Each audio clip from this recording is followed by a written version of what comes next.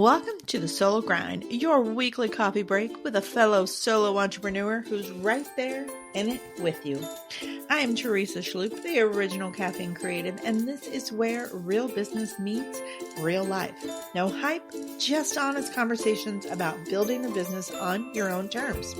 We talk mindset, strategy, burnout, breakthroughs, and everything in between, because going solo doesn't mean doing it alone. Grab a cup of coffee, find your favorite spot, and let's talk about what it really takes to do this thing solo.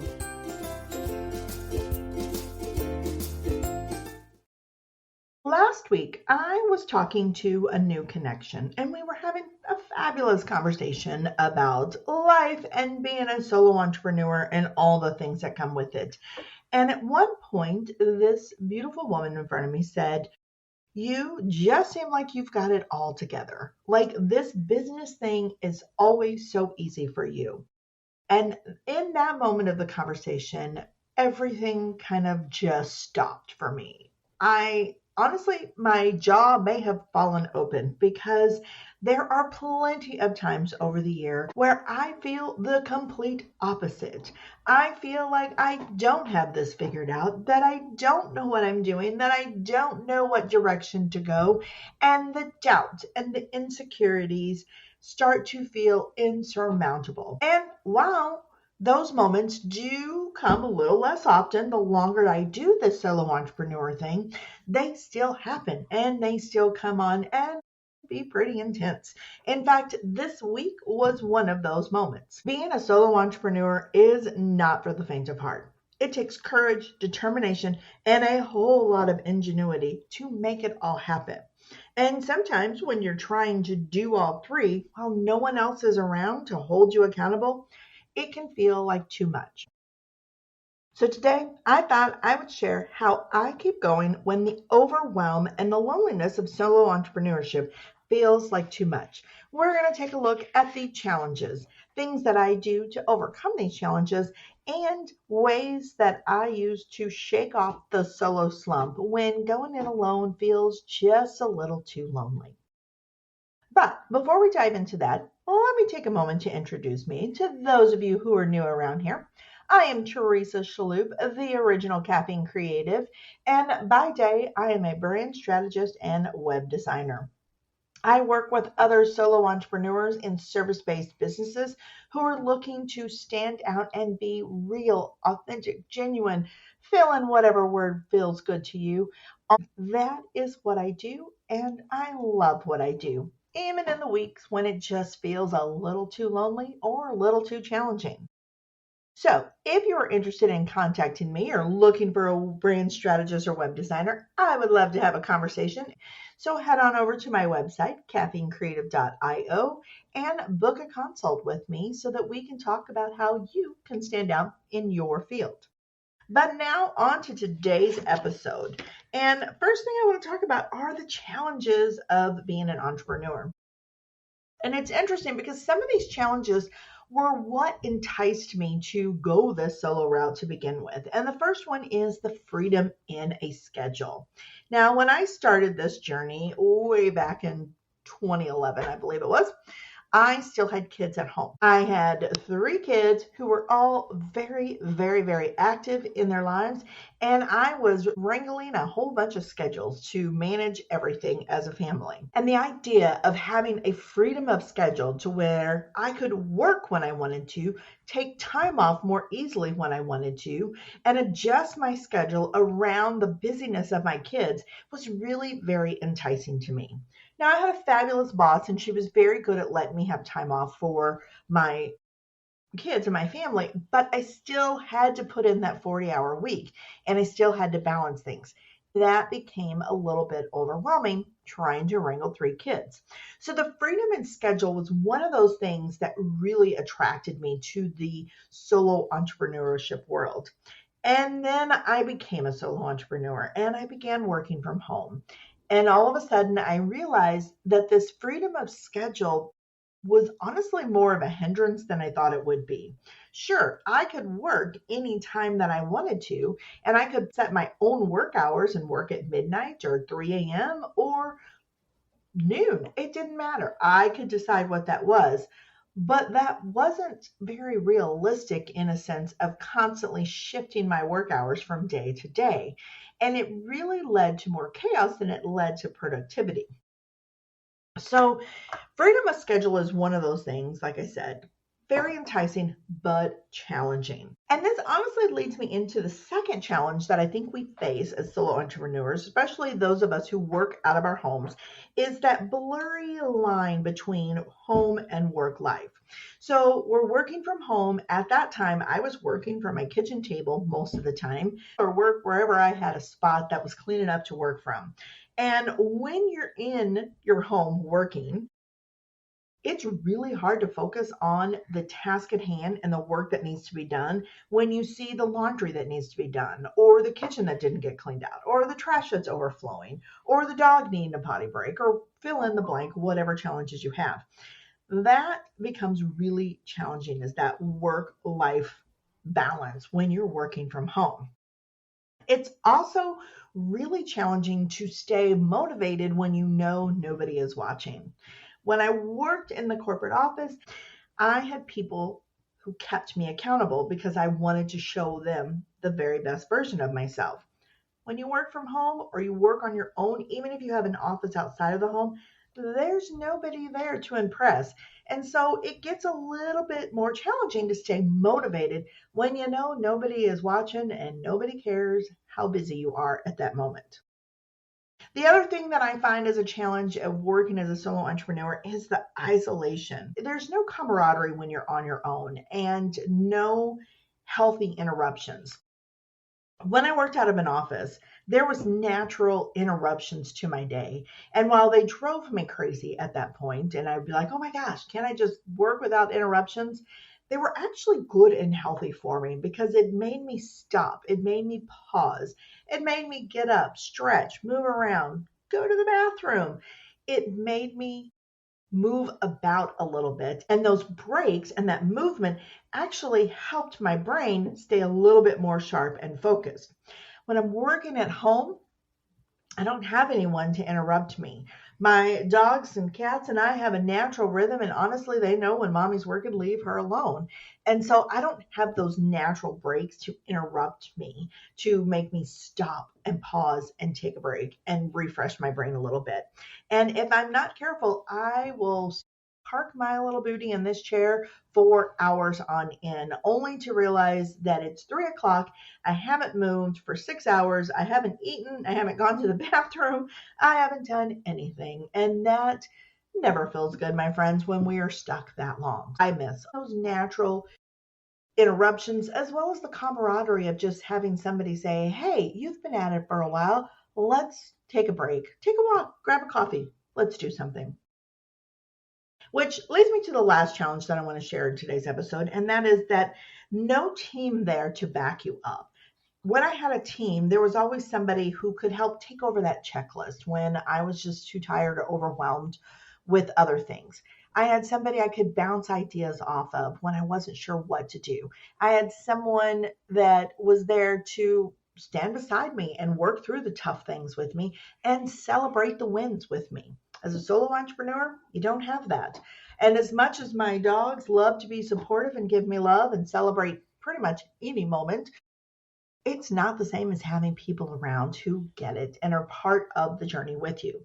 Those were the biggest challenges that I had to learn to overcome when I became a solo entrepreneur, which leads me into how did I overcome those? What did I do to get on track and to figure out how to navigate that freedom of schedule, the blurry work lines of home, and keeping myself motivated even when I was 100% alone? So the first thing that I did is I created and follow a very set schedule. I have set work hours that there's a little bit of flexibility. I may start my day 10 or 15 minutes later than yesterday or earlier than yesterday, but it's a pretty solid set work schedule.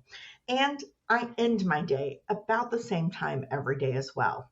While there are times when I'm knee deep in a project that I want to just keep on working and keep on pushing through, I know that if I don't end my day at a reasonable time, I'm going to pay the price later. So I created and set a set schedule for myself where I am working and I am focused on work. Now, how this has helped me is that my mind immediately shifts into work mode and the home is forgotten. It doesn't matter that the home is behind me and still needs things addressed. There's still laundry that needs to be done, whatever the case is. My mind goes into work mode and I'm able to focus on work because of my set schedule. Now, there are times that I just want to take a day off. Maybe I want to go play hooky for a day and hang out with my sister Bessie Kara and do something fun. Okay. That's all right. I absolutely do that. But when I'm going to be taking time off, when I have to take an afternoon off for an appointment, or when I decide to take a day off and play hooky, I figure out where I'm going to squeeze those hours into my work week. It's no different than when I worked for somebody.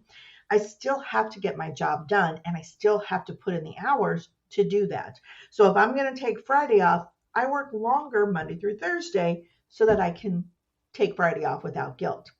And on the flip side of that, if I am going to be working those long hours, if I am, there are times when I am just really deep into a project, those moments of overtime, I compensate for those as well. I make sure that while I may work 4 extra hours on a day, which has happened before, I'm going to take those 4 hours off somewhere else. So it's that set schedule and that balance and adjustments that we did when we worked for somebody else that we need to bring into our solo entrepreneur life as well. Now, one of the ways that I am able to create and set and follow that set schedule, okay, is creating little rituals that signal a shift throughout my day. When I worked outside of the home, there were daily rituals that took place that shifted my mind to what was going to be coming next. My drive to work, the walk into the office. There were certain things that would happen that naturally shifted my mindset into what was coming next in my day. And so working at home, I knew that I had to create something else, little rituals that would shift that. And so that's what I do. I start my day pretty much in the same way. That ritual of my morning naturally guides me into that moment of productivity when I sit down at my desk and get working. And the ritual at the end of the day naturally guides me to that. And it's not anything huge, it's not anything big. So for me, when I feed my animals, they get their breakfast, I know that the next thing for me to do is to make my own breakfast and start working. That's a ritual. It's a simple thing. It's not anything fancy, but it signals automatically what I need to do. Every day in the afternoon, I check my email at 3 o'clock, around 3 o'clock. Okay. That signal of checking my email at the end of the day tells me to start wrapping up my day and taking care of any last minute tasks, making any last minute phone calls, following up with any emails, planning what I need to do for the next day. All of those things need to take place. And so that I can wrap up my day and walk away feeling that things are taken care of and I'm ready for the next day. So it's tiny little shifts that we create, tiny little rituals we put into our day that naturally shift our mind to where we need to be and where our focus needs to be in the moment. The other thing that I do to overcome these challenges of working alone is I do love working in time blocks. And I align those time blocks with my personal strengths, my own personality strengths. So, for example, I am much sharper and more creative in the morning. So, I try to limit my meetings in the morning as much as possible so that I can use that time for more creativity. Now, in the afternoon, my mind just isn't as fresh. I'm still pretty sharp and I can still handle things. Sure, I might not be able to come up with a brilliant marketing plan at 2:30 in the afternoon, but I can take a meeting. I can follow up with clients. I can plan out my task for the rest of the week or whatever needs to be done. That is when the more mundane admin tasks take place. That's when I update my financial spreadsheets or whatever the case is in the afternoon. So that time blocking, yes, time blocking is one of those things we hear people say all the time, and then we get annoyed because we're like, it just doesn't work for me. It can work for you when you align your strengths with time blocking. So think about your day. how you function. When are you the most creative? I have a sister who is a night owl and she's ridiculously creative at night. So she will focus more of her time and energy in creative tasks later in the day than right away in the morning. In the morning, that's when she takes care of the mundane, and that works for her. So, whatever works for you is what you need to identify. There's no set method or process that you have to follow that works for everybody. We are all individuals and we got to figure out what works for us. So try it. See, this may take some experimentation. This may say one week you're going to do creative, deep work in the morning, and the next week try it in the afternoon. Whatever. You'll figure it out as long as you're willing to experiment and be honest with yourself of what works and what doesn't. And that is when that time blocking can be really powerful. The next thing that I try to do is balancing productivity, creativity, movement, and reflection. And I try to get a balance of all four of those in every one of my days. Now, by balance, that doesn't mean that each one has an equal bucket, that 25% of my time is on productivity and 25 is on creativity and 25 on movement, 25 on reflection. That's not what balance looks like.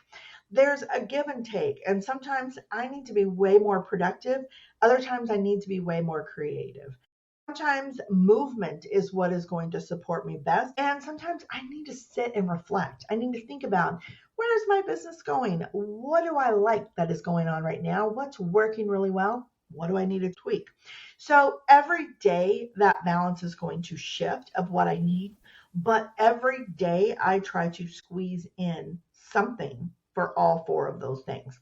Doing that honestly helps keep my mind sharp. It helps keep my focus clear. It helps me feel like I'm accomplishing something and that I'm having fun at accomplishing it. Now, the next challenge that I want to talk about is not having someone to bounce things off of. And the best way that I have found is have another entrepreneur that you can reach out to when you need to just run things by. Somebody you can do a quick Zoom meeting with to chat about what's going on or how things are working. Somebody you can Voxer when you have a question or an idea or something you just want to explore. Someone who understands what it is like to run a business, whose values are mirrored to your own, and whose opinion is one that you really truly admire.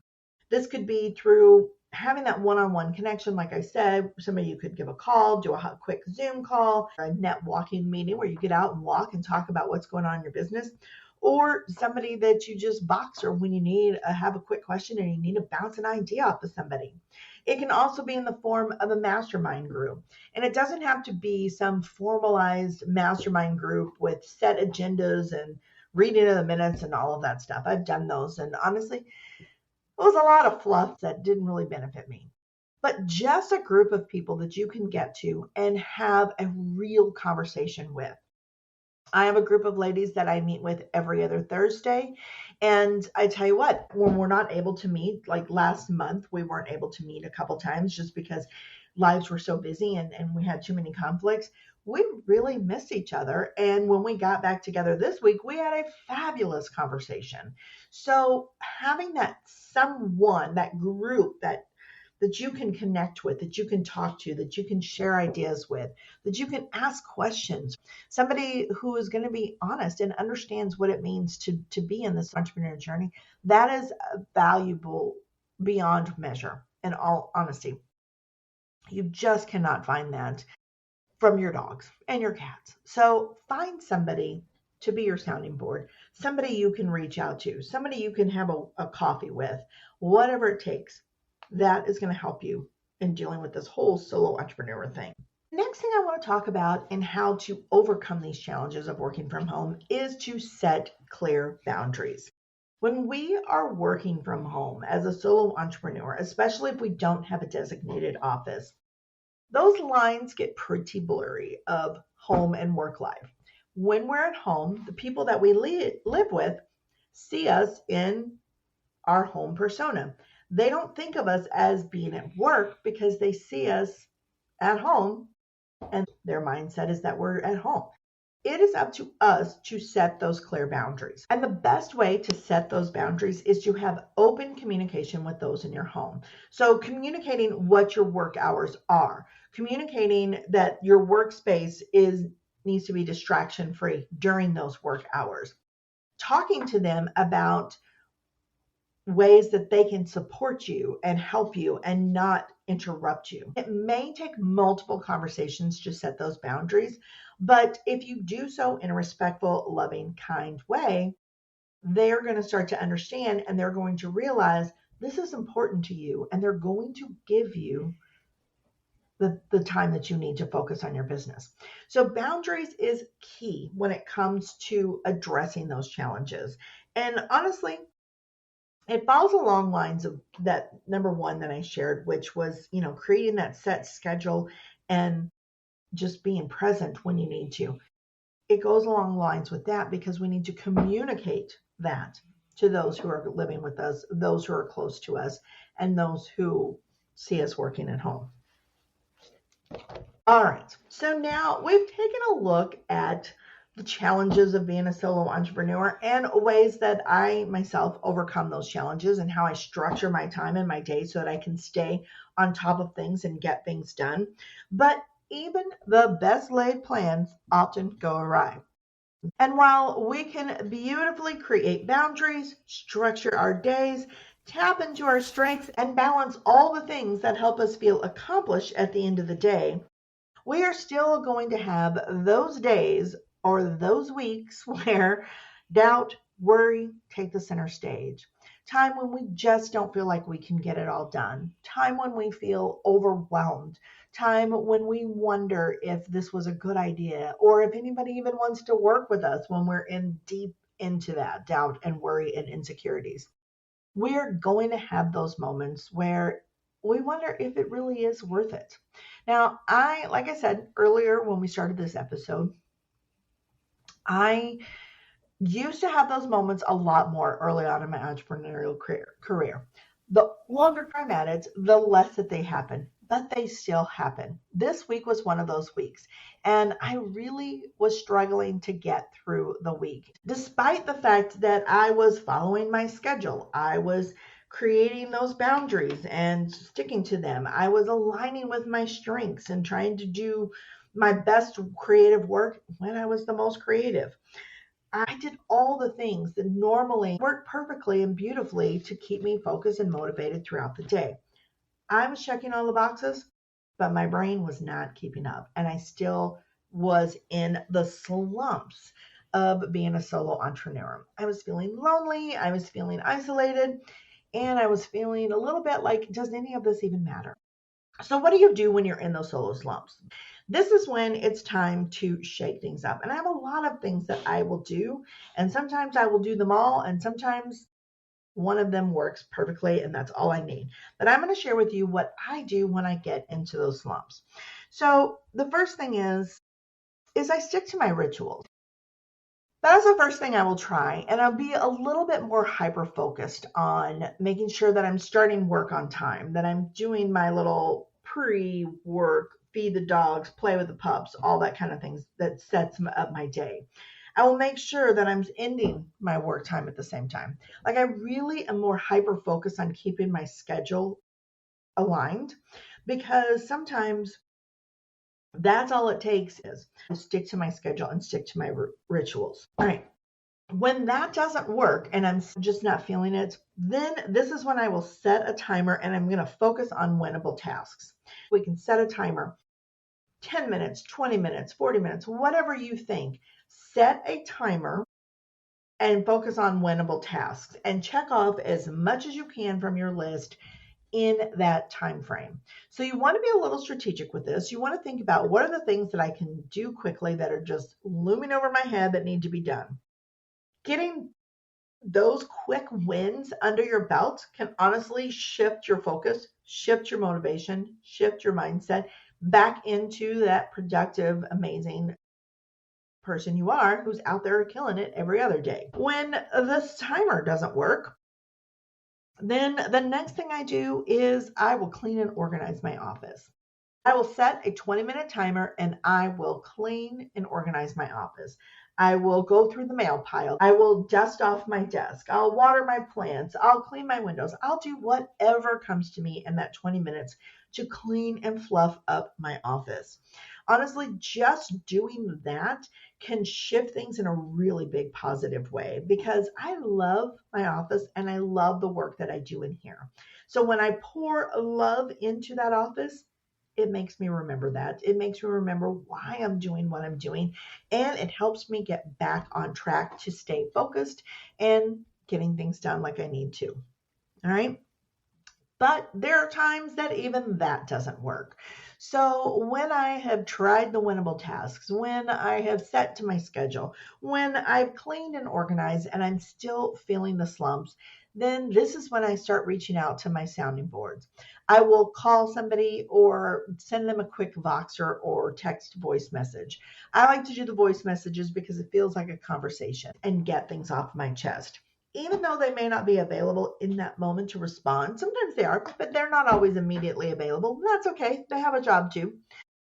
Talking to them, having that sounding board, knowing somebody has heard me, knowing somebody is out there listening makes a huge difference. And it creates the shift in my mindset that gets me out of the slumps and back to where I want to be. Now, sometimes even those things are not enough and I'm still stuck in the slumps. So when that happens, I'm going to give you two quick fixes that I use and two that take a little bit of thought and planning.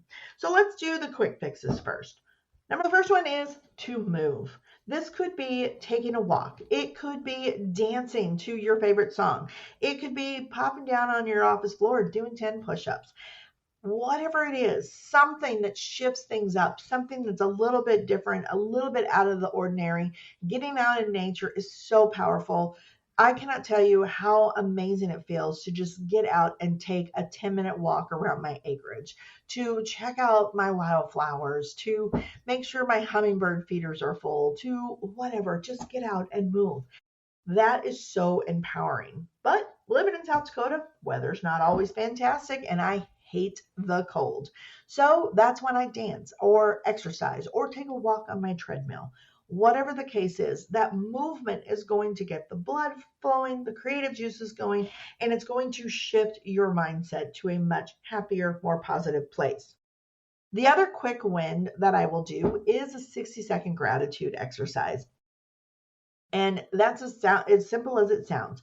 Set a timer for 60 seconds, grab a notepad, and start writing down all the things you are grateful for. If you can, focus on the business that you have and what you're grateful for in your business, since that's where the slump seems to be coming. But don't limit your list. Don't put rules on this list. Don't try to find the perfect thing to write on this list. Just brain dump your gratitude for 60 seconds. I used to use this as my life coaching days. I used this when I worked in a corporate office and things would get really tense. I would tell everybody to ignore the phones for 60 seconds and we would write all the things we are grateful for.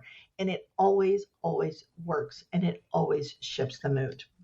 Now, let me tell you the two things that I do to shake things up that take a little bit of thought and planning. So, the first one is a change of scenery. Anywhere where you can go and work outside of the home for the day. I just did this yesterday. I went to a local coffee shop, was working on a marketing plan for a client, and I did my strategy and my outlining with a blueberry muffin and a hazelnut latte. And I left that coffee shop feeling more energized, more focused, and I felt accomplished. So change the scenery. This could be a co-working space or it could be a park and with a hotspot, whatever works for you. Change the scenery. The other one is schedule a day off and plan some fun. Now, sometimes we are so head down focused and working that we don't get in as much fun as we need to. And that is when we need to schedule a day off. We've already put in the extra hours, so now it's time for us to adjust our schedule and take a little time off and plan something fun. I actually did this a couple weeks ago where I went and I got a massage and I took myself out for a lovely lunch and I took a walk in one of my favorite areas of Sioux Falls. And then I met my daughter for drinks when she got off of work. It was a fun, easy, relaxed day. I didn't look at my phone. I didn't work on anything. I didn't think about anything. I just took time off. And at the end of the day, I felt pretty amazing. So those are the things that we can do to help shift your mindset out of the slumps and stay motivated, focused, and on top of the business that we are building. If you have any ideas that I did not share here today, I would love to hear from you. Shoot me a message, email me, text me, post a comment in wherever you're listening to this podcast. I would love to hear from you. So with that, I am going to say goodbye, my friends. Have a great week, and I will see you all next week. Thanks for tuning in to the Solo Grind. I hope this episode brought you some inspiration and encouragement.